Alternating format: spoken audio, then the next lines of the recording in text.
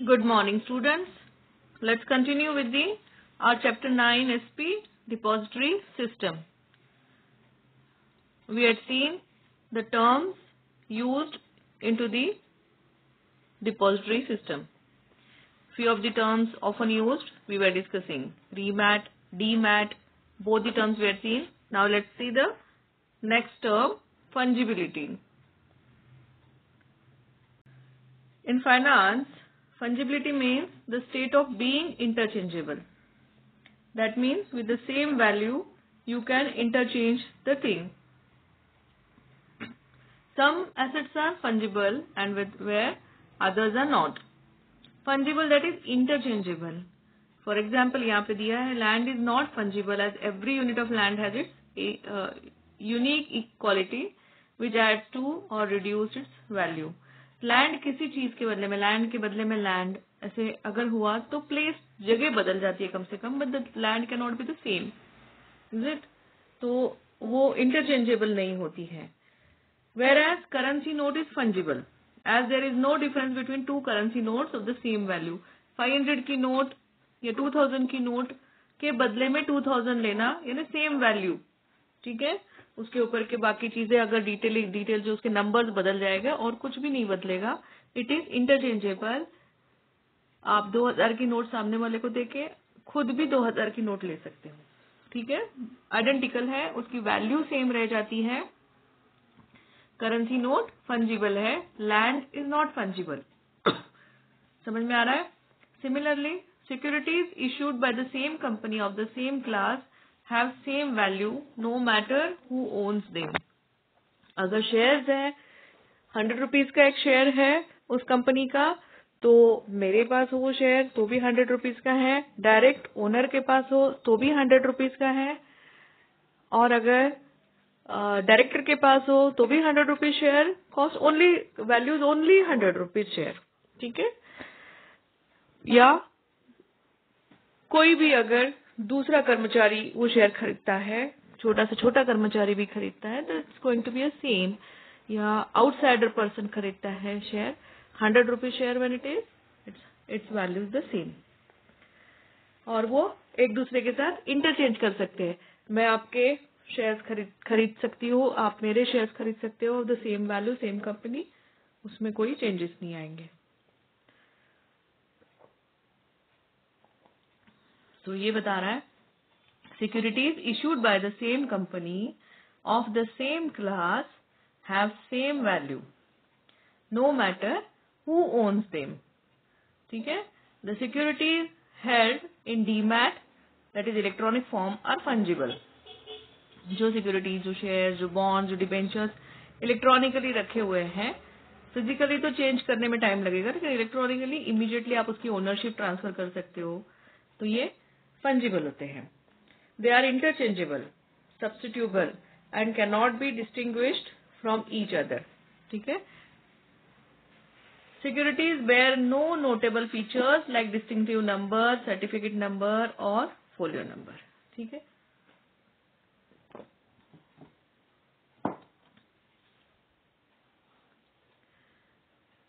अब दूसरा टर्म है ISIN, international securities identification number. ये यूनिक नंबर होता है. It is a code that uniquely identifies a specific securities issues, ठीक है. ISIN in any country are allotted by the country's national numbering agency. Government agency, national numbering agency ISIN allocate करती है. ISIN is a standard numbering system which is accepted globally. The International Organization of Standardization currently defines INI structure. कौन करता है? ISO define करता है. International securities identification number का structure जो है वो ISO डिफाइन करता है. देखेंगे, अभी आपको नहीं समझ में आ रहा, मुझे समझ में आ रहा है. नेक्स्ट स्लाइड में हम उसका या किस तरह का उसका डिस्क्रिप्शन है वो पूरा देखते जाएंगे.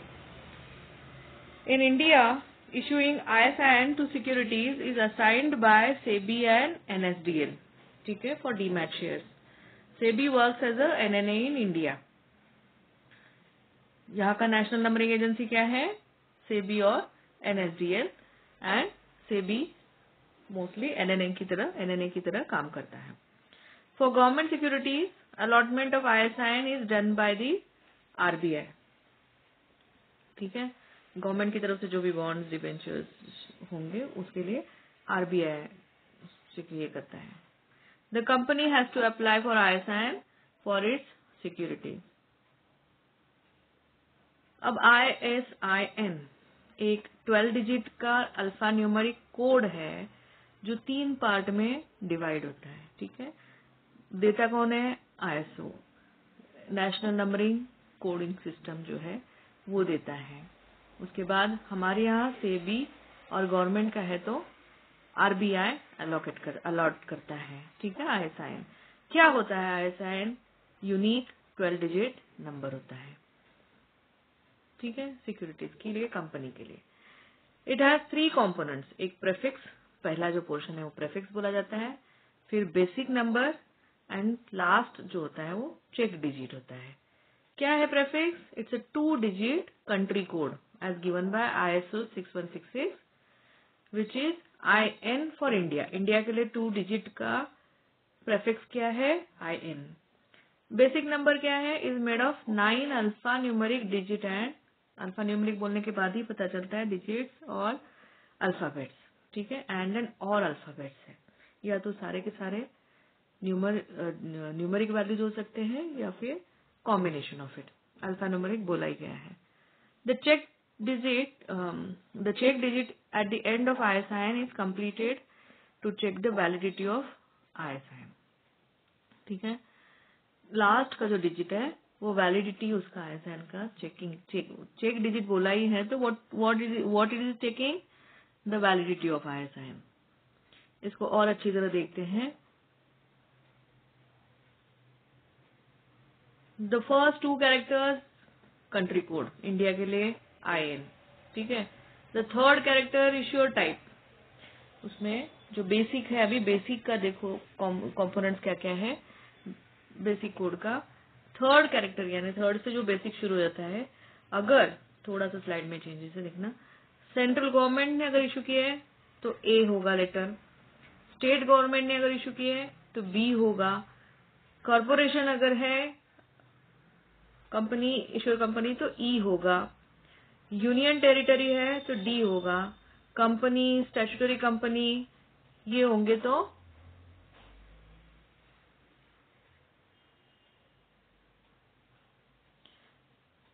ABDE। ओके, C रह गया, इसीलिए मैंने कहा ना कि कंपनी स्टैट्यूटरी कंपनी कॉर्पोरेशन होगा तो E होगा, म्यूनिसिपल कॉर्पोरेशन है तो C है, एंड म्यूचुअल फंड है तो F है। फिर से एक बार देखना, central government A, state government B, jump करो म्यूनिसिपल कॉर्पोरेशन C, फोर्थ इधर यूनियन टेरिटरी D, फिफ्थ का कंटिन्यूएशन है वो कंपनी स्टैट्यूटरी कंपनी या कॉर्पोरेशन। ठीक है, इज E। कॉर्पोरेट अगर है या कंपनी अपने ज्वाइंट स्टॉक वगैरह सारे हैं या स्टैट्यूटरी कंपनी है तो E है, वेर एज म्यूचुअल फंड है 6 तो F है। ठीक है, थर्ड कैरेक्टर आपका बेसिक कंपोनेंट्स का फर्स्ट कैरेक्टर और टोटल कोड का ISIN कोड का थर्ड कैरेक्टर ये रिप्रेजेंट करता है। The fourth to 7th। ठीक है, नेक्स्ट 4 कैरेक्टर्स 4, 5, 6, 7, 4, 5, 6, 7, 4 से 7 तक के कैरेक्टर्स क्या करते हैं? Represents company identity, of which first 3 characters are numeric and fourth is alphabet. ठीक है, ये सीक्वेंस रहेगा। 8 to 9th यानी 8 and 9 character represent security type of given issue and are numeric. ठीक है, some codes are given below. Security type क्या है? अगर इक्विटी शेयर है तो कोड 1 है, पोस्ट सेविंग स्कीम है तो 2 है, प्रेफरेंस शेयर है तो 3 है, डिबेंचर्स है तो 12 है, गवर्नमेंट सिक्योरिटी अगर है तो 14 है। कुछ कोड्स दिए हुए हैं ये। 8th and 9th कैरेक्टर क्या करता है? सिक्योरिटी टाइप, इक्विटी शेयर है 1 है, पोस्ट सेविंग स्कीम है 2 है, प्रेफरेंस शेयर है 3 है, डिबेंचर्स है 12 है, government security 40। The 10th and 11th character are serially issued for each security of the issuer entering the system. Last 10th and 11th जो character है before check character है are serially issued for each security of the issuer entering the system, and the last digit is double add up check digit. एक example लेके समझाए हैं. ISIN decoding is done here. क्या है example? IN बोल रहा है इंडिया होगा, E इंडिकेट्स कंपनी होगा. E हमने क्या देखा? कॉर्पोरेट स्टैट्यूटरी कंपनी या कंपनी रहेगा तो E रहता है. 002A इसको कैसे डिवाइड किया है? 4 to 7th character, 4 5 6 7 character 002A identity of a company. ठीक है. उसके बाद 8 10 9th कैरेक्टर इक्विटी 01 क्या बोला है? 01 यानी इक्विटी शेयर्स, प्रेफरेंस शेयर्स वगैरह याद है सारे कितने थे. और उसके आगे दोनों डिजिट जो है वो 8 10 9 01 हो गया. 10th and 11th फिर से 01 दिया है. Serially issued digits to the security. ठीक है. जो वो क्या थे? Serially issued digit. 8 last check digit है. ये है ISIN. पहले तो आपको ISIN जब मिलता है 12 डिजिट का तो कैसे डिवाइड करना है? पहले 2 लेटर्स, फिर 3rd लेटर, फिर 4 लेटर एक साथ, फिर 2 2 1. ठीक है. इसका डिस्क्रिप्शन ये पढ़ लो. डिपॉजिटरीज इन नेक्स्ट टॉपिक हम पढ़ रहे हैं. बीच का सारा फंक्शनिंग ऑफ डिपॉजिटरी हमें नहीं है. अब क्या पढ़ रहे हैं हम? Depositories in India. ठीक है. न्यू टॉपिक शुरू हो रहा है. Depository in India. इंडिया में 2 डिपॉजिटरीज है, अभी तक पढ़ते आ रहे हम, NSDL and CDSL. There are two depositories which exist in India. Depository act 1996 के बाद एस्टेब्लिश हुई है दोनों, NSDL एंड CDSL. क्या है दोनों और कैसे फंक्शन करते हैं दोनों, ये अभी हम देखेंगे. NSDL National Security Depository Limited. It is the first and the largest depository in India, established in November 1996. Act पास होने के बाद पहली नेशनल लेवल की लार्जेस्ट डिपॉजिटरी एस्टेब्लिश हुई. It is promoted by IDBI, industrial development bank of India. IDBI bank सबको मालूम है, इससे प्रमोट हुई थी. Unit trust of India and national stock exchange NSE, तीनों ने मिला के ये national security depository limited NSDL form की है. NSDL हैज इट्स हेडक्वार्टर्स इन मुंबई. पूरे इंडिया का हेडक्वार्टर जो है मुंबई में है. क्यों? नेशनल स्टॉक एक्सचेंज भी मुंबई में है, इसलिए भी हो सकता है, या ऑपरेटिंग के हिसाब से. NSDL is a public limited company registered under the companies act. Government की नहीं है ये, पब्लिक लिमिटेड कंपनी है. ठीक है. And under the companies act 2013 अभी तक होगा. NSDL provides various services to investors and other players in the capital market like stock exchanges, banks, issuers, clearing members, etc. Various services, अलग अलग प्रकार के सर्विसेज इन्वेस्टर्स को भी और कैपिटल मार्केट स्टॉक प्लेयर्स, जो उसमें प्लेयर्स यानी स्टॉक एक्सचेंज वगैरह, ये सब एक गेम के जैसा या गैम्बलिंग के जैसा आज तक माना जाता है, क्योंकि उसमें उतार चढ़ाव होते हैं. तो इसके अंदर जो उसके ऊपर दांव लगाते हैं तो उनको प्लेयर्स बोला जाता है. ठीक है. सो इन्वेस्टर्स या प्लेयर्स सेम, इनके लिए NSDL अलग अलग प्रकार के सर्विसेज प्रोवाइड करता है. इट रेंडर्स सर्विसेज लाइक, किस प्रकार की सर्विसेज? अकाउंट मेंटेनेंस, उनका सारा जो ब्यौरा है, क्या खरीदा शेयर्स, क्या बेचा, क्या डिवेंचर्स डिविडेंड्स आए, क्या बोनस इश्यूज हुए, बोनस शेयर्स इश्यूज हुए हैं, क्या प्रेफरेंस शेयर्स मिले हैं.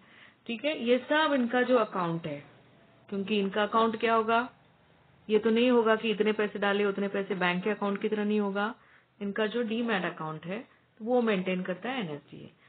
डीमेटेरियलाइजेशन एंड रीमेटेरियलाइजेशन, ठीक है, मटेरियलाइजेशन, ये अकाउंट में डीमैट किया या रीमैट किया, ठीक है। डीमैट क्या था, फिजिकल फॉर्म को इलेक्ट्रॉनिक फॉर्म में कन्वर्ट करना, रीमैट था इलेक्ट्रॉनिक फॉर्म को फिजिकल फॉर्म में कन्वर्ट करके एंड करना, ठीक है। तो ये अकाउंट्स मेंटेनेंस एनएसडीएल करता है। Settlement of trades through market transfer and off market transfer, दोनों प्रकार से। ट्रेड यानी व्यापार, इनका शेयर्स खरीदे बेचे, बॉन्ड्स के अगेंस्ट कुछ लोन लिया, कुछ भी जो भी है ट्रेडिंग इनका। ट्रांजैक्शन नहीं, अगर बॉन्ड से अगर लोन लेना, अगर ये सब ट्रांजैक्शन आते हैं, बट ट्रेड जो है खरीदना, परचेसिंग, बेचना, ये प्रोसेस जो है थ्रू मार्केट के थ्रू कर रहे हैं या मार्केट के अलावा बाहर के बाहर कर रहे हैं, ऑफ द मार्केट कर रहे हैं। फिर नॉमिनेशन यानी आफ्टर द डेथ कौन इसका बेनिफिशियरी रहेगा या who will be taking it over, वो नॉमिनेशन फॉर्म करना, नॉमिनेशन भरवा के लेना। Transmission, distribution of non-cash corporate actions, then dividend distribution, facility of freezing or locking of investors account, investor grievances, etc. ये जो अकाउंट के साथ और भी चीजें होती है, जो डिविडेंड डिस्ट्रीब्यूट हुआ है कॉर्पोरेट में, नॉन कैश कुछ एक्शंस है, या फिर उसको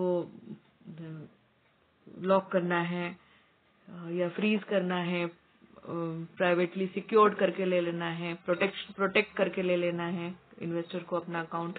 ये सब जो फैसिलिटीज है इलेक्ट्रॉनिकली, जो भी आपको सेफगार्ड करने के लिए लगता है या इलेक्ट्रॉनिकली ट्रांजैक्ट करते वक्त कौन आपकी हेल्प करता है, like a bank, it is NSDL, ठीक है। ग्रीवेंसेस अगर है कुछ, ग्रीवेंसेस यानी कॉन्फ्लिक्ट, कोई कॉन्फ्लिक्ट अराइज होते हैं, कोई प्रॉब्लम्स अराइज होते हैं, इश्यूज आते हैं, उन्हें सॉल्व करना, उनको हैंडल करना, ये सब एनएसडीएल का काम है। ये सारी सर्विसेज एनएसडीएल इन्वेस्टर को और दूसरे मार्केट प्लेयर्स को प्रोवाइड करता है। दूसरी बॉडी थी CDSL, the central depository services limited. CDSL began its operation in February 1999। 96 में क्या एस्टेब्लिश हुआ था, एनएसडीएल इमीडिएटली। फिर सेंट्रल डिपॉजिटरी, वो नेशनल डिपॉजिटरी बोला है या सेंट्रल डिपॉजिटरी सर्विसेज बोला है।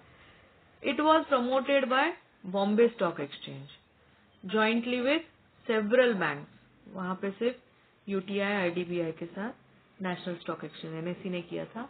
ये बॉम्बे स्टॉक एक्सचेंज ने मेनी बैंक्स के साथ जॉइंटली प्रमोट किया इसे, CDSL। It has its headquarters in Mumbai. Again NSDL का भी हेडक्वार्टर मुंबई है। CDSL has a wide DP network and offers the DMAT services similar to NSDL across the country। Wide DP यानी क्या, depository participant, agents जो थे बीच में, agent banks जो थी, उसका बहुत बड़ा नेटवर्क है। बहुत सारे डीपीज इनके साथ एसोसिएटेड है, जो आगे क्लाइंट्स को, इन्वेस्टर्स को, सारे जो एनएसडीएल जो भी सर्विसेज देता है, same services demat account handle करने की पूरे कंट्री के अक्रॉस CDSL भी देता है। Both this institutions have played a tremendous role in success of depository system in India. Depository system बनाने के लिए या उसको एग्जिस्टेंस में रखने के लिए या उसके यूसेज लोगों तक पहुंचाने के लिए उसके थ्रू हेल्प जो हुई है, वो एनएसडीएल एंड CDSL की वजह से डिपॉजिटरी सिस्टम सक्सेसफुल रहा है इंडिया में। अब इंडिया के अंदर डिपॉजिटरी है, उसके बारे में देखते हैं। दो हैं इंडिया के अंदर डिपॉजिटरीज, अभी तक हमने देखे एनएसडीएल एंड CDSL, जो सेबी के अंडर रजिस्टर्ड हुए। दोनों का हेड ऑफिस मुंबई में है, ठीक है। दोनों का दोनों भी बैंक्स के थ्रू या बैंक्स के साथ मिलके ऑपरेट करते हैं। Depositories must be registered as a company under the company act, ठीक है। एक कंपनी इनकॉर्पोरेट होती है, उसी तरह सारे इसके ऊपर भी रूल्स रेगुलेशन रजिस्ट्रेशन के हो या बायलॉज या कोड ऑफ कंडक्ट इसका बनाने के लिए हो, कंपनी के, इसमें हम कोड ऑफ कंडक्ट कहते थे, ये सारे इनके लिए भी नियम लागू पड़ते हैं। Depositories must be registered as a depository under the SEBI Act 1992 and obtain a certificate of commencement of business from SEBI. जैसे कंपनी को एक certificate of commencement before operating, commencement certificate मिलने से पहले कंपनी फंक्शनिंग नहीं शुरू कर सकती थी, सेम वे डिपॉजिटरीज को भी कंपनी ऐसे ट्रीट किया गया है। उसको सेबी के अंडर रजिस्ट्रेशन कराना जरूरी है, उसके अलावा सर्टिफिकेट ऑफ कमेंसमेंट भी लेना जरूरी है। It should have bylaws framed with previous approval of SEBI. SEBI को दिखा के सेबू से अप्रूवल लेके उसका कोड ऑफ कंडक्ट या बायलॉज बनाने हैं। बायलॉज वो होते हैं जिसके तहत कंपनी फंक्शन करती है, यानी उसके rules and regulation, dos and don'ts ये पहले से डिफाइंड रहता है, ताकि किसी भी प्रकार के प्रॉब्लम्स आए तो you should go and see what ever already been decided. ठीक है, ऑलरेडी डिसाइडेड है जो भी है कि अगर इस तरह डुप्लीकेट सर्टिफिकेट्स का मामला आया तो क्या करना है, तो ऑलरेडी बना हुआ है। ये हमारी पॉलिसी नहीं है, डुप्लीकेट हम इशू कराते नहीं है, डुप्लीकेट कर सकते हैं, ट्रिप्लीकेट हम इशू कराते नहीं, 2 बार उसने खोया बोल दिया कुछ, whatever there laws, whatever in within that frame उनको एक्ट करना है, ये सारे बायलॉज ऑलरेडी या code of conduct already decide करते हैं। डिसाइड करने के टाइम फाइनल करने से पहले सेबी से उसका अप्रूवल लिया जाता है कि हम ये नियम अप्लाई कर रहे हैं, इज इट ओके। नहीं तो अगर वो इन्वेस्टर के फेवर में नहीं हो रहे हो, सारे कंपनी के फेवर में हो रहे हो, तो SEBI interferes into it. SEBI ensures कि इन्वेस्टर्स का भी ठीक से फायदा हो इसमें, या सेफगार्ड हो सबका interest. Then it should have a tie-up with one or more depository participants to render depository services on its behalf. Depository से कंपनी रजिस्टर्ड होकर फायदा है क्या? नहीं। इसने काम किसके थ्रू कराना है? डिपॉजिटरी पार्टिसिपेंट्स, डीपीज के थ्रू वो बीओस तक जाएंगी, बेनिफिशियल ओनर्स तक जाएगी, इश्यूअर कंपनी के लिए। ठीक है, तो एटलीस्ट एक डिपॉजिटरी अपने फॉर्म करने के बाद एक डीपी आपका होना चाहिए, या फिर there could be many DPs. आपको टाइप करके डीपीज के थ्रू वो जो डिपॉजिटरी के डीमैट के इलेक्ट्रॉनिक या डिजिटाइजेशन के फायदे हैं, इलेक्ट्रॉनिक ट्रांजैक्शन के, ट्रेडिंग के, ये सारे फायदे आपको, यानी ये सारी सर्विसेज रेंडर डिपॉजिटरी की करने के लिए डीपी आपको डीपी के साथ टाइप रखने हैं डिपॉजिटरी को। It is equipped with adequate system to safeguard and prevent manipulations of records and transaction as per the direction of SEBI. अगर कुछ मैनिपुलेशन या अपने फायदे के हिसाब से कुछ चेंजेस करा रहे हैं, मैनिपुलेट कर रहे हैं, या कोई ट्रांजैक्शन ये करने हैं, तो वो सब अगर इन्वेस्टर के इंटरेस्ट में नहीं हो रहा है तो वो सब सेफगार्ड करने के लिए ये एडवोकेट इक्विप्ड, यानी उसको अच्छी तरह से लेंस किया जाता है अलग अलग नियमों से बांध के। ठीक है, या सिस्टम में उसको डाल के, उसकी एक डिसिप्लिनरी सिस्टम बना के उसको, ताकि इन्वेस्टर का इंटरेस्ट जो है सेफगार्ड होता रहे, कोई मैनिपुलेशन या अलग ट्रांजैक्शंस नहीं हो, गलत कोई काम इन्वेस्टर के इंटरेस्ट के खिलाफ नहीं हो। Depository should have been established by one or more of the following: public financial institution, bank.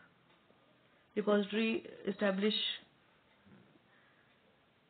किससे थ्रू होनी चाहिए? पब्लिक फाइनेंशियल इंस्टीट्यूशन या फिर बैंक। सेल्फ एक्सप्लेनेटरी है, मुझे नहीं बताने की जरूरत है ये दोनों टर्म्स। या recognised stock exchange, a body corporate engaged in providing financial service. कोई भी बॉडी कॉर्पोरेट, जैसे बजाज फाइनेंस है, बजाज कंपनी की बॉडी है जो फाइनेंशियल सर्विसेज देती है। ठीक है, a body corporate constituted or recognized in foreign country for providing custodial, clearing और settlement services in securities। कोई भी कंपनी बॉडी जो फॉरेन कंट्री में भी, इंटरनेशनल लेवल पर भी अगर रिकॉग्नाइज्ड है, क्या करने के लिए? सिर्फ कभी कभी सिर्फ फाइनेंस सपोर्ट करने के लिए कंपनियां नहीं होती। हमने पहले भी देखा कि कोई एसेट कस्टडी में रखना, उनका ऑक्शन कराना, या ट्रस्ट के फॉर्म में उसका देखभाल करना, ये सारे जो होते हैं क्लियरिंग और settlement services in securities market with an approval from the central government. लेकिन ये इंटरनेशनल लेवल के जो कंपनीज है या फॉरेन कंट्रीज के लेवल जो कंपनीज हैं, वो सेंट्रल गवर्नमेंट के अप्रूवल से ही यहाँ पे वर्क कर सकते हैं। या फिर कौन, जैसे बैंक है, रिकॉग्नाइज्ड स्टॉक इंस्टीट्यूशन, तो और कौन है, institution engaged in providing financial services established abroad and approved by central government. ठीक है, ये फॉरेन कंट्री वाले या फिर अब्रॉड में एस्टेब्लिश्ड और यहाँ पे काम कर रहे हैं, मल्टीनेशनल जो हम लोग बोलते हैं फाइनेंशियल इंस्टीट्यूट, वो भी, लेकिन अप्रूव्ड बाय सेंट्रल गवर्नमेंट ने अप्रूव किए हुए। Depository deemed to be registered owner of securities on behalf of investor, that is beneficial owner, to effect transfer of securities on investors behalf. ठीक है, legal framework of a depository, उसका legal framework भी होना चाहिए। SEBI act 1992 इसके under काम करते हैं depositories. SEBI depositories and participants, भले डिपॉजिटरीज हो या डीपीज हो। रेगुलेशन अमेंडमेंट क्या हुआ है, regulation 2012, bylaws of depository, the companies act. इतनी सारी चीजें आपको ये टर्म्स जानने हैं, ऑलरेडी आप जान चुके हैं। That's all the end. Last का पोर्शन आपको थोड़ा सा जमलिंग लगा होगा, क्योंकि मैं भी एक्सप्लेन करते वक्त अलग अलग चीजें थी। आप फिर से 2-3 बार ये पूरा चैप्टर समझ जाओगे। लास्ट में से समरी में कुछ टर्म्स दिए हुए हैं और किसके साथ फॉर्म हो सकता है वो दिया हुआ है। ठीक है, टेंशन मत लेना। That's all for chapter 9 the end. कल हम लोग इसके ऊपर के असाइनमेंट्स और वो सॉल्व करेंगे। आप इसके क्वेश्चन आंसर्स जो ऑब्जेक्टिव्स है वो एंड टर्म या फिर 1 सेंटेंस यहाँ तक कंप्लीट कर लीजिएगा। लॉन्ग आंसर्स, लॉन्ग क्वेश्चंस ये बाद में हम देखेंगे। ठीक है, that's all for the day. Thank you all.